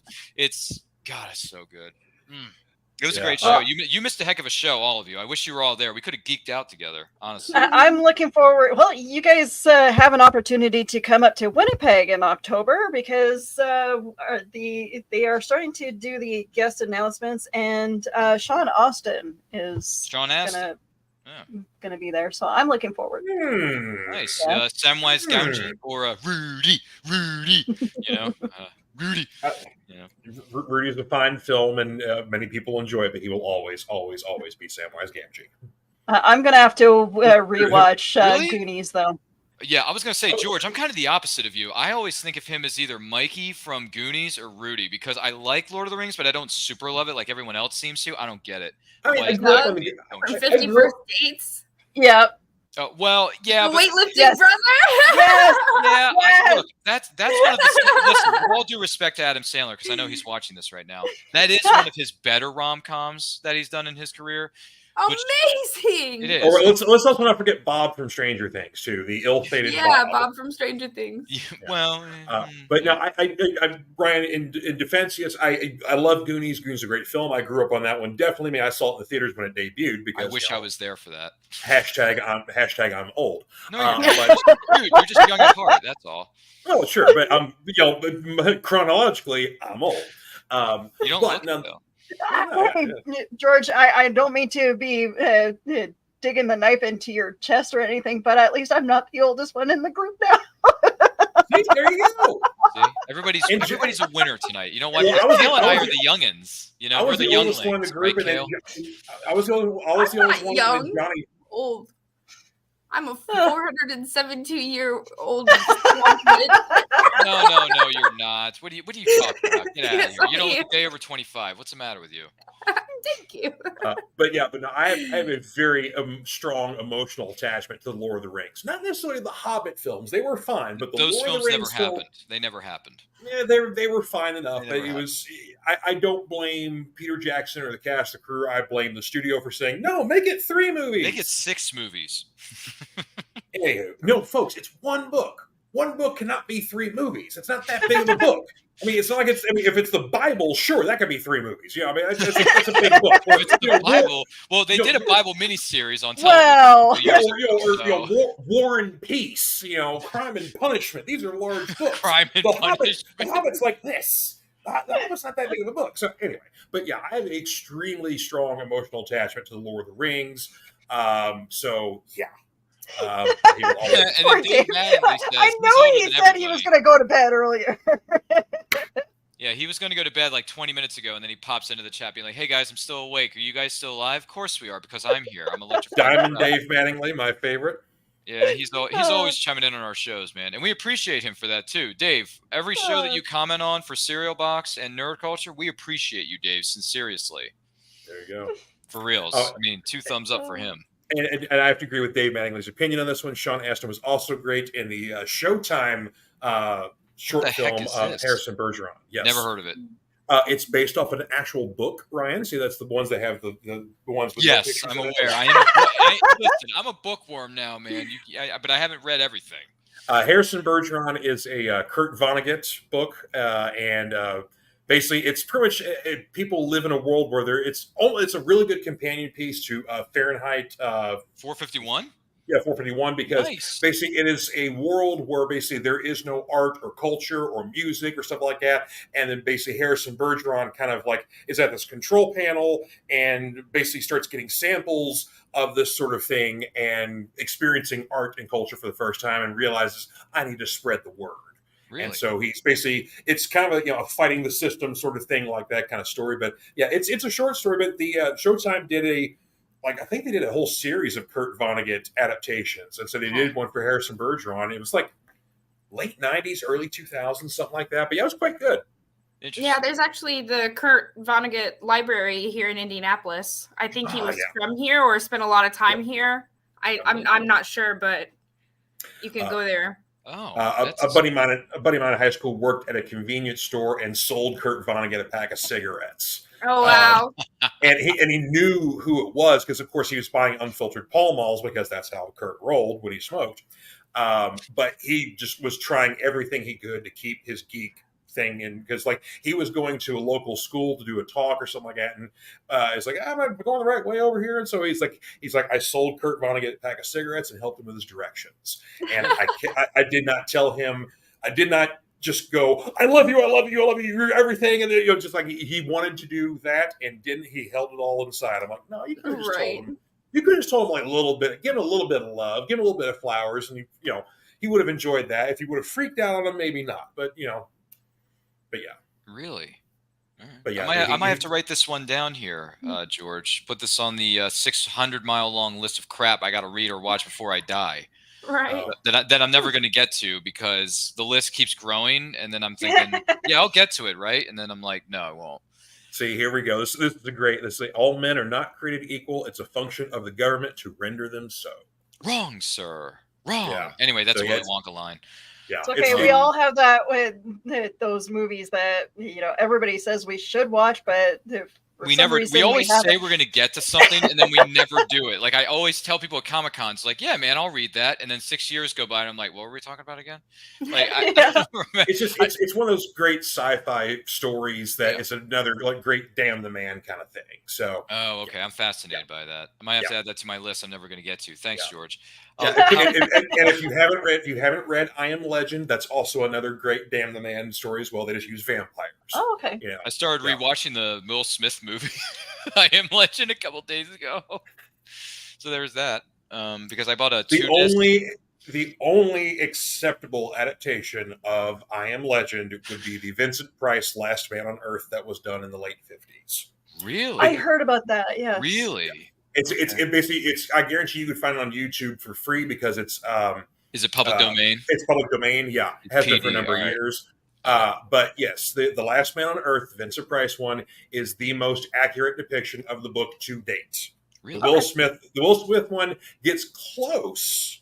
It has a little more money than the Vincent Price one. Because it's Warner Brothers. But it diverts heavily from the story. Yeah. No, I can understand that. However, I do have a question for the panel here, if you don't mind my asking, because something dropped earlier this week. I don't know if anyone caught this. How many times has Kale watched the trailer for Saw 10? I'm just curious. How many times did you watch that trailer that dropped this week? Because when I saw that on my YouTube feed the other day, I'm like, are you serious? They're going back to the well? Of course they are, because why not? Why not make more torture porn movies? So, Kale, how many times did you see the trailer? Actually, I haven't seen the trailer once yet. 0. Big old goose egg. Well, guess what? You've just been informed. So Saw 10 is coming, and it takes place between the events of Saw 1 and Saw 2. Yeah. So basically, Tobin Bell is back. Oh, he is back, all right. Yeah. Yes. Yeah. By the way, that's a guy who's pretty much looked the same for the last 30 years. Yes, right. He looks like he's on the verge of death for ever since we've known him. Yes. Yeah, isn't that weird? Which it fits well for a guy who's dying of cancer in these movies and whatever else. So. Yes, Dave, the rumors are true. They're up to 10 movies in this franchise. Yeah. I know, shocking, right? Now, but hey, they made 30 Halloween movies. They made 40 Friday the 13th and 20 Nightmare on Elm Street. So you're welcome. Mm-hmm. And four of those Nightmare on Elm Streets are really good. And Kale has seen all of them. And usually it's the even ones that are good, the good ones for Nightmare on Elm Street, right? Or is it the odd ones? Well, I was going to say not necessarily because the odd ones, basically, 1 is a classic. 2 is basically enjoyed by some, but it's very controversial amongst the Nightmare crew because it's very different than the rest of the series. Of course, it's been recently embraced by the LGBTQ community because basically they watched it and was like, oh yeah, that's a whole allegory for basically coming out of the closet, but it's just they use Freddy Krueger to do it. But I started at number 3, the Dream Warriors. So basically, number 3 is always going to have a soft spot in my heart. Do you sing the song every Halloween? We are Dream Warriors. Dude, I rock with Dokken on a regular basis anyway, because I'm a child of the 1980s. I'm a child of the 80s, brother. And I'm a metal aficionado. So of course, but it's like I listen to Dream Warriors when it's not Halloween. Dave asked a good question in the chat about the Saw movies. Are you sure they haven't been releasing just the same Saw movie 10 times over? Listen, they probably have, because I'll tell you a true story about this, Dave. You're going to love this. I made the mistake of watching the very first installment of that franchise, Saw, just the original, directed by who I didn't know was going to be a big fish at the time, James Wan. Great director. You saw Saw? Don't start with me. So I made the mistake watching all 90 or however many minutes that movie was, and I didn't sleep for 2 weeks straight. So that movie taught me, Don't watch any more. That you're a wuss. What was that, George? I said that you're a wuss. Yeah, that pretty much confirmed it. So thank you. My credibility just went down 10 points. My subscriber list okay. went down by 30. I can't watch any. Can't do it. I can't watch any horror movies with my husband. Nope. I can't watch any like Shark Week stuff with him past a certain time because he'll have nightmares. Oh my god. So yeah, you're gonna need the sharks. He it's because he saw Jaws too many times. New Yorkers bite more people than sharks do a year. The movie Jaws bites Floridians. more people than the people that host the show Shark. And by the way, did anyone know that this year's Shark Week is hosted by Aquaman? Yeah. Jason Momoa. Yeah. Oh yeah. There you go. There are a lot Shark of Week now. promos. Yeah. Way to go, Aquaman. I have been wanting, because I work at a pet store now. I have been wanting to bring home like little sharks. Little like, baby here, I shark brought home toys. a pet. Little this man. You should buy Now, more shark toys. Now, Willow, see, the conflict that Michelle and I had when we first got together was that she didn't grow up on horror movies. Like the scariest thing she ever saw was like the Thriller video back in the day, right? Oh. So when like Walking Dead first started coming out, the first season, so like I'm like, oh yeah, you probably like this, yada yada. And then like she's like, oh, this is crazy, it's giving me nightmares, stuff like that. So basically, what I ended up doing was kind of like starting small with like stuff that's kind of like more ghost stories, stuff that wasn't like as gory or whatever else, that kind of like a little old school. But also what helped was basically behind the scenes information. Like we're watching Walking Dead, like, okay, well, that scene there where all the zombies are devouring all those people, that's actually barbecue they're eating. So like right before they shoot those scenes, like the smokers are all going. So all the A actors know, oh, great, the extras get to eat lunch before we do. Because that's exactly what's happening. The extras are eating lunch when they're having a zombie feeding scene. That's exactly what's happening. So once you kind of break down some of that stuff and take some of the spookiness out of it and throw in a good case of reality, then that kind of helps break things down. Now she's with me side by side watching all the spooky stuff and whatever else. So I keep her away from things like, Cannibal Holocaust or whatever else, because that's maybe a little too much. That's advanced class, and she's still in 301 and I'm in 401. So Suspiria? No, I'm just kidding. No, I would. Yeah, no, she hasn't seen Suspiria, but I would. But I haven't seen that one either. Tame boys.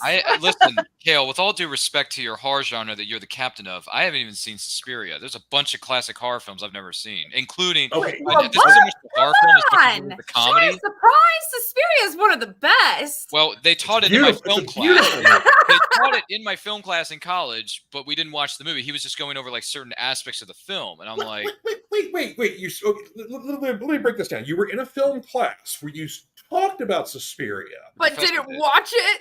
No, well, he showed us a scene from the film, but that was it. He didn't have us watch all 90 or however many minutes long it is. He wanted you to put the initiative in. If you were a real film fan, you would have watched the whole thing and been like, I don't hey, know. boss, I did it. I don't know. I haven't seen Suspiria. LaBeouf was all paranoid with his binoculars out the window. Yeah, I mean, I haven't seen George's favorite movie, They Live. I haven't seen that yet either.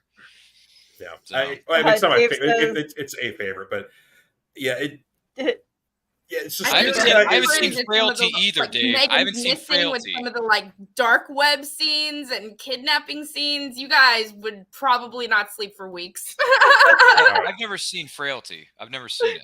I've seen the Mothman Prophecies, though. I've seen that. You know what, Ryan? I'm just going to send you a whole bunch of Red Room comics, and you're just going to have to deal with it, buddy. Red Room comics. Oh God. Yeah, that's basically Saw in comic book form. No. Yeah, I'm just going to send you a bunch of that. I'll give them to my coworkers at the stadium where I work. I'll be like, hey guys, forget about the ball game tonight. We got comic books. All right, I should probably do this before the end of the. Yeah, shake that up, Willow. Shake that up. Shake up that drink. Yeah. So previously I had Pepper. I had Pepper Potts, my executive assistant to the Stars. But this is our Void girl, Carol Ann. Hi, Carol Ann. We love you. She loves being on TV. Who's this cat behind Kale? Who's this? Oh, that's Colby. He's been sleeping there the whole time. Hi, Colby. Wake up. You're on camera. Did you know you're on camera, Colby? Does he know this right now? I don't think he knows what's Colby. going on. Nah, he's Colby? just a He doesn't blob. care. You awake, honey? Colby's not awake. He doesn't give a blob. frack. He's like, get the camera off of me. I hate cameras. If you look, his head is up. He's just Okay. literally Melted. a blob. He's just a He's blob just 25 sitting there like, pounds. yeah, fair enough. Yeah. Oh, there was an artist at Raleigh. It's too bad I didn't grab her business card because Kale would love this. She takes all the popular characters and draws them as cats. Yes. Like all these popular characters from movies and books and film, and she draws them as like different kinds. So obviously the Mad Hatter and the Cheshire Cat, but like the Mad Hatter's got like the face on him, and like Wolverine's got the face on. Like all these different characters were drawn with cat faces and cat parts.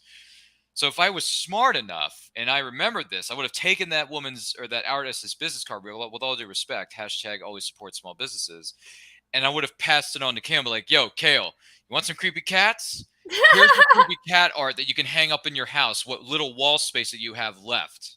Hey, I've got a lot left, sort of. No, you don't. No, I'll you find don't. room.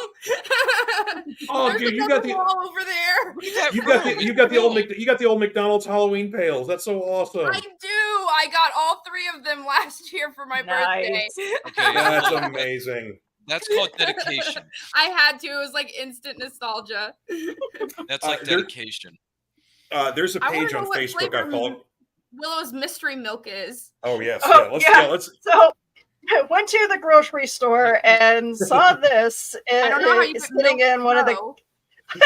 sitting in one of the cardboard standy things, some Thingy promotional boppers. stuff. But Not in why the fridge, hell right? wasn't it in the fridge? Okay, this is gonna taste really bad. Right? Okay, so mystery flavored milk. You Does can it drink taste Speaking like of carnation, Saw, like this instant could either kill This is me gonna be or like a trap in Saw. This is literally Taste Saw it. 10. This taste test brought to you by the CDC. it actually What does it smell like? it smells like cereal. Mm. Maybe it's Ooh, Honey okay. Crisp. Or what's the other one we had as kids? Count Chocula? Maybe it's like a horchata. Like, what do they do? It's like cinnamon, rice, and Cinnamon Oh yeah, Toast Crunch? horchata, yeah. something. Kind of tastes like chalk. Oh, it tastes like chalk? No! Yeah, it definitely has like a chalky flavor Tastes to like it. chalk? By the way, does But- anyone remember oh, getting this? I recognize I do recognize the smell, but it's. Does anyone You remember know the what? giant Oh. box full of chalk that we used to use on our driveways in the Oh, yeah. suburbs? We would always draw on our friends' driveways and our driveways, and then we would draw on the road sometimes, even though it couldn't work. Does Yes. anyone remember that? Do you remember those days? Yeah. Oh, yeah. Yes. I remember drawing stuff on our driveway. I keep a pack in my trunk so that when people park like buttholes, I draw on the ground next to them and point at them. Like, hey, tow this car, not mine. The line is over here, sir, Mhm. right Yeah. here. You should write the words behind their parking spot, tow away zone. And then the truck can come and get it. I can appreciate being a stickler for parking and stuff like that. Yeah, I can appreciate that. So well done. Yeah, it's a simple process. There are 2 lines, and you Two go lines in per between box. them. You know, if the lines are like this, if they're kind of like this, you still go in between the 2 lines. It's real simple, folks. You know. At least the 4 of us here Apparently know how to not. park. So, we park in the box. It's just a box. Anyway. So, I'm sorry to hear about your bad milk experience there. No, I'm trying to figure this out because it does smell like cereal. It kind of has like a Captain Crunch Crunchberry Okay. smell to it, Captain Mhm. Crunch. but It's don't either know. bad milk or good cheese. I, You know what? Well, if Willow's really I'm gonna have to find Oh, other no. ones This- to figure this out This because is like this is another it thing that tastes- bothers me. This is something I should have done. Considering this is the Cereal Box Network, there was this gentleman there who had a booth, and he was selling. He puts these he makes the magnets, refrigerator magnets himself. He had classic cereal box designs on these magnets, and what I I got a should couple of have those. done is taken a snapshot of that and send it to Johnny or Jory or whoever, or Willow. I probably should send it so you can bring it up on the screen here. But he had all these different classic cereals, including one where it was like Back to the Future cereal, Batman Mhm. cereal from the Oh, yeah. '89 movie. Mhm. Gosh, there was like Knight Rider or something. I don't know. There were all these random '80s neon that George would love to pieces. all these different 80s themed cereal boxes. And I'm like, where are my Honey Nut Cheerios, man? And he's like, sorry, we don't have that. I'm like, dude, you have Cheerios that taste like paper, but you don't have Honey Nut. What is wrong with you? So. And also because, you know, there wasn't a celebrity endorsement on Honey Nut Cheerios. Probably not. So, but yeah. there were other boxes that had other cereals. And I'm like, oh, I should have. Now that I look back on, I'm like, the cereal box crew would have loved this. Yeah, basically on my fridge are 2 magnets, one that's for Mr. T cereal, and the other one's for G.I. Joe Action Stars. I pity the fool who don't eat my cereal. Dude, Mr. T cereal was good back in the day. Was? Yes, sir. I mean, Pee Wee Herman eats it in Pee Wee's Big Adventure. Anybody remember that scene? Mr. T was basically Captain Crunch just shaped into T's. You know what? I kind of could have gotten with that. Yeah, and G.I. Joe Action Stars was basically Kix cereal with just a tiny bit more sweetness. Because you know how Kix like barely has any sweetness, they just kind of yell sugar into the box, and that's kind of the way Kix are sweetened. So like G.I. Joe Action Stars had a tiny bit more sweetness to them, but they basically they tasted a lot like Kix. Yeah. Wow. Yeah, but they were basically just little yellow star things. They didn't do like little snake eyes heads or little cobra symbols or anything like that. Everything was just stars. The box was more interesting than the cereal itself. He had an NES not the cartridge, but like the printout on a magnet of Back to the Future 2 and 3 as one video game, and I'm like, they had a Back to the Future 2 and 3 as one video game for Nintendo. Oh my gosh. Yep. Because I thought it was a poster for part 3 because it had the Western cover of them, the 3 of them doing the Western, the outfits and everything. Yeah. And I'm like, isn't this part 3? They're like, no, it's the game. I'm like, there was a 2 and 3 game? I mean, I knew there was original, but like, really? And by the way, I saw some cosplayers who were dressed as all 3 different Martys. One was 1985. One was Clint Eastwood before Doc, gave him the actual right Western clothes, the one from the theater. And then the other one was dressed as Marty with the poncho, like Eastwood. That's cool. And I'm like, dude, way to go, gentlemen. Very clever, because Christopher Lloyd was there this weekend as a guest. And I was first in line on Saturday to get an autograph for a friend of mine on her Blu-ray set, and Christopher signed it so well. And I said, Christopher, how are you this morning? He says, I'm doing good. How about yourself? And I said, I'm doing great, Chris. It's just great to have you here, man. So it's amazing. It's amazing what you can do when you get to the front of the line. You just chit-chat a little bit with the celebrity. Isn't it wonderful? It's beautiful. It is wonderful. By the way, Christopher Lloyd's still doing cons at his age, as well as Billy D. Williams and Peter Cullen and Frank Welker. All those guys doing cons at their age. Well done, guys, because it is not an easy thing to sit at a table for hours on end, signing and signing and signing, and then hearing people's stories about how you influence their lives. Henry Winkler is also doing cons quite regularly, but that guy doesn't sit down. Oh, he's a ball of energy that does not quit. Yep. And he is also a ball of never-ending joy. He's a beautiful person. He actually lightened up William Shatner because they worked together on a show, a TV show for a couple of seasons, and basically William kind of got Henry's opinion on cons and being a star and being always recognized for this one thing you did 40 years ago. But he was much more positive about it. So basically, now with William Shatner goes to cons, he's much more friendlier to the Star Trek fans than he was in previous years. And it's all because of the cons. Hey. I hope I get a chance to actually get a selfie with him, because I saw him once at a con and he just saw me. I was just walking through. I wasn't even in his line, George. I said, hey, Henry, how you doing? He's like, hey, man, how are you? He just stepped away from what he was doing and he shook my hand. He's like, how you doing, man? And I'm like, what is going on right now? This is weird. And I'm like, dude, I'm doing well. He's like, you enjoying the con so far? I said, yeah, man, I love this kind of stuff. He's like, oh, I'm having a great time too. I'm going to see you later. All right. I'm like, yeah, cool, Henry, have a good one. He's like, you too, man. He was like a 20-year-old. I'm like, this guy is enthusiastic as all get out. He's the only celebrity I see that does not sit behind his own table. He's out in front. Oh, that's what okay, all right. Yeah, he does not sit behind his own table. He stands out front of his table and will talk to people and hug you, and he's just I love him. Love him. one of these days, George, the four of us need to go to a con together. All four of us. We need to do it. I want to I'm see down. this Energizer Yeah. bunny that Kale has been called at conventions. I want to see if I can keep up with this I'm because running out of energy I'm an energetic now. person myself. I'm I confident. I usually do have a lot of energy. Cons are just the best. It's con adrenaline. It literally is con adrenaline. There is nothing that will tell you about getting through 3 days of nonstop going, barely eating the junkiest food, staying up all hours, walking miles upon miles. It's literally just con adrenaline. I can't begin to tell you how many wonderful. I mean, I could just tell on certain people's faces how tired they were from either tabling or just getting in after 3 o'clock and how crowded it was. Yeah. But they look at me and we're just having these conversations. And I think the thing you're talking about here, Kale, it's community.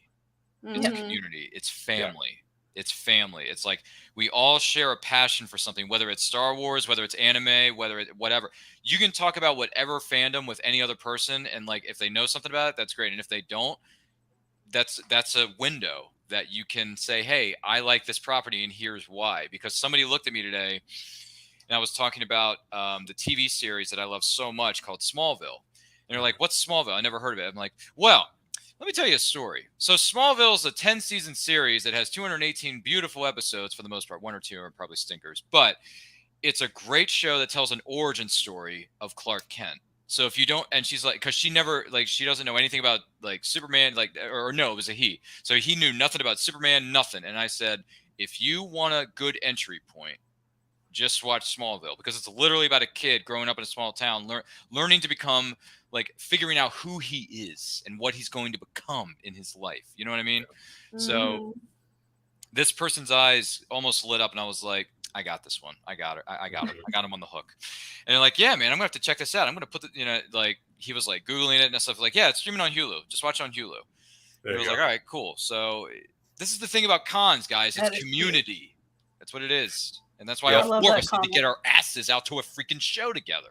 And Dave Mangley commenting saying that years ago, Henry Winkler knelt down to talk to his late wife because she was in a wheelchair. So beautiful. Aww. Yeah, that's Henry at cons, man. That dude's just a bundle of joy and just great with people. But I like to think I can keep up with Kale at a con, because I know exactly what you mean with that con adrenaline, and just like you're just buzzing for like 3 days straight or however long you're there for. So now I don't do much of the late night stuff. Like basically I could start early in the crack of dawn and maybe go till like 8. And then, like, that's crash time. So I can't do like in the late night masquerade jazz, or the dance parties, wherever they do. Nope. The late night crowd. It's called Nerd Prom. They do Nerd Prom. No, they did a Nerd Prom last night, and granted, I wasn't there. I didn't get back to my hotel room. This is the latest I ever got back to a hotel room. 9 o'clock. I wanted to leave at like 7:30. George, my friends seduced me into staying longer. Because we were upstairs on the 4th floor, and that's where Artist Alley, a second portion of Artist Alley is. So we were in Artist Alley just cruising the aisles, and she was like, hey, I like this, I like that. And we were just started talking. And I was like, okay, I haven't had dinner. I haven't drank anything in many, many hours, which feels like a millennia. Can I go home, please? And then finally I was able to slip away at 8:30, and I didn't get back to my hotel close to 9, and I'm eating food at 9 o'clock, and I'm like, I've never had dinner I don't think I've ever had dinner this late. I'm always good about keeping it to a certain time frame and then just like chilling the rest of the night. No. Time does not exist when you're in a con. This friend of mine seduced me into staying longer, and I'm like, I really should have left 2 hours ago, bro. I'm dying.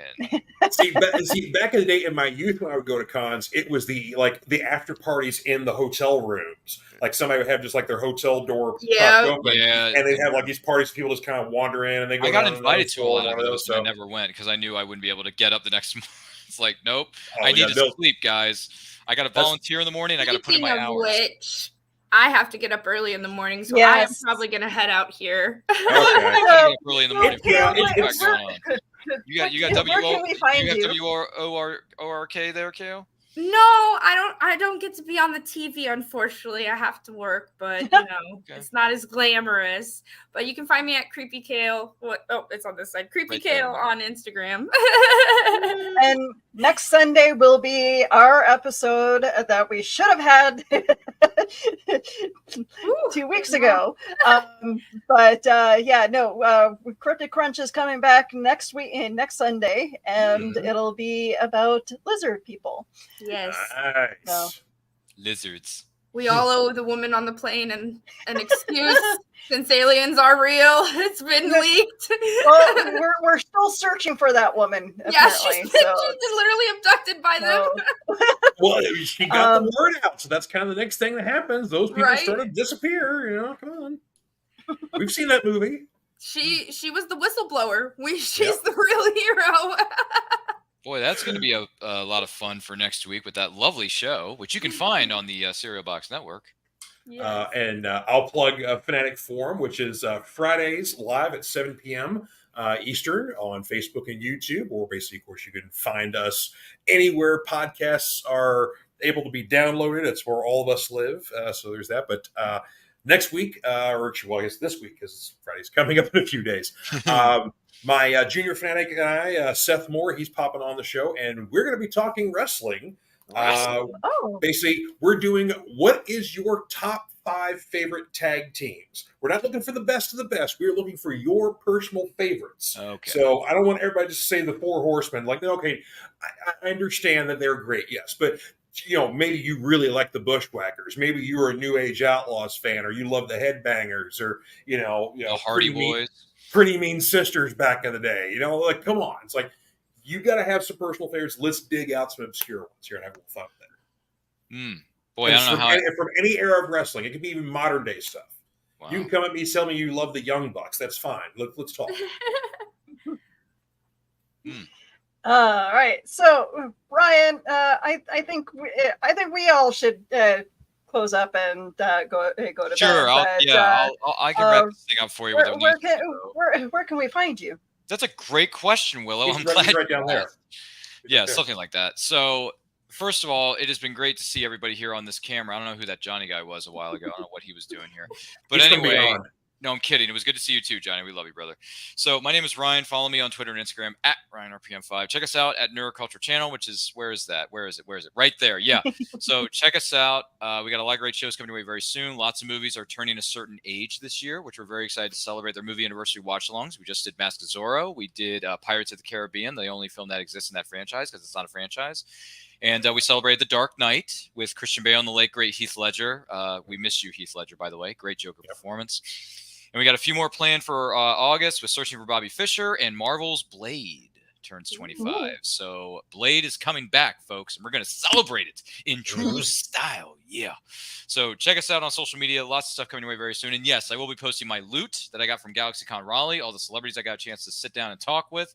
And believe me when I tell you, once I am actually able to make these announcements on who's going to be on And I Quote, which is a great show, by the way, that I host with content creators from all over the world, you're going to light up like a Christmas tree. Because we got some big names, big fish coming into the pond very, very soon. So in the words of Arnold, when he throws that knife at that guy in that little indie film called Predator, stick around.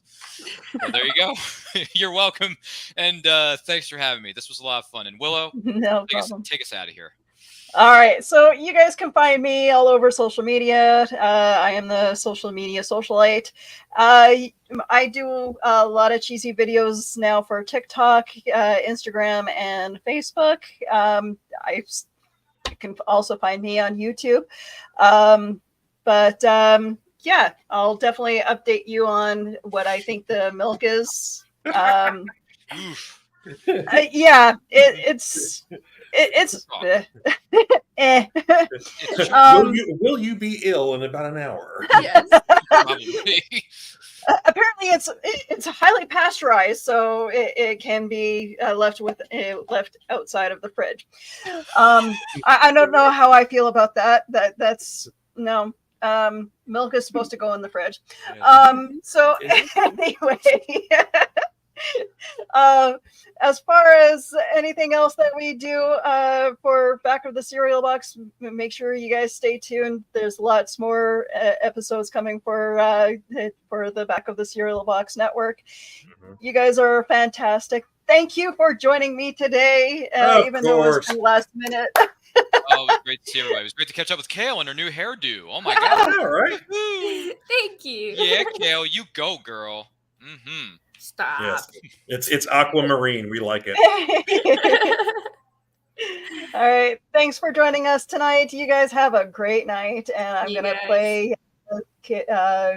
this Pokemon Love Cereal.